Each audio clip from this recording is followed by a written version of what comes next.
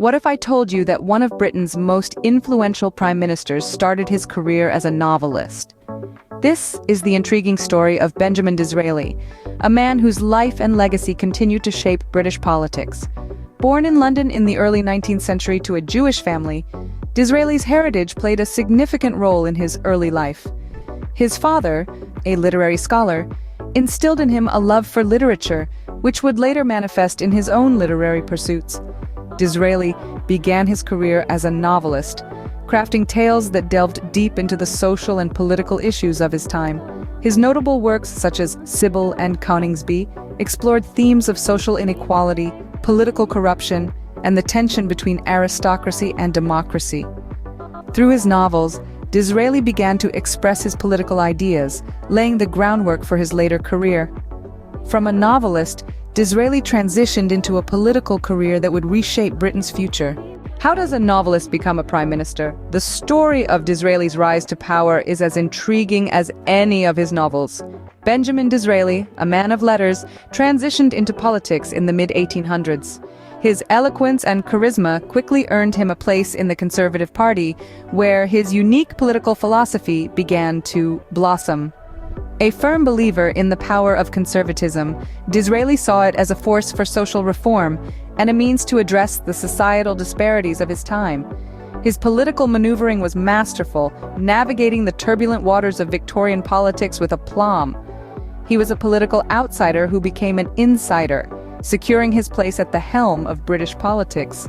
His key political maneuvers, including the expansion of the franchise, solidified his position and eventually led him to the Prime Minister's office. A man of many talents, Disraeli's political prowess led him to the highest office in Britain. As Prime Minister, Disraeli brought his unique perspective to the forefront, pushing for reforms that would change the face of Britain. His leadership was marked by a passion for social reform and a bold vision for the British Empire.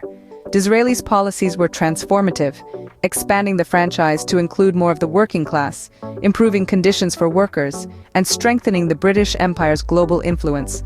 Under his governance, Disraeli introduced the Public Health Act of 1875, which aimed to improve sanitation across the country. His foreign policy was equally influential.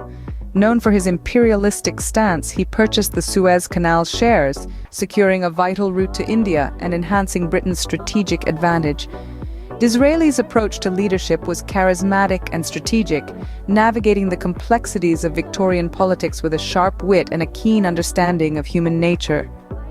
His tenure as Prime Minister was not just about political maneuvering, but about shaping a vision for a better Britain. Disraeli's leadership left a lasting impact on Britain, shaping it into the nation we know today. Even after his death, Disraeli's influence on British politics and society remains strong. His legacy is multifaceted, extending beyond his political accomplishments into the realm of literature. The very novels that once provided a platform for his radical ideas continue to be a source of inspiration and reflection. In the political sphere, Disraeli was instrumental in shaping the Conservative Party as we know it today. He introduced social reform policies that broadened the party's appeal beyond its traditional base, helping to establish it as a dominant force in British politics. His emphasis on social reform and imperial expansion continues to echo in the party's ideology. Additionally, his policies, such as the expansion of the franchise and improvements to working conditions, have had a lasting impact, shaping the trajectory of British society well into the 21st century. Benjamin Disraeli, a novelist turned Prime Minister, lives on through his enduring impact on British society and politics.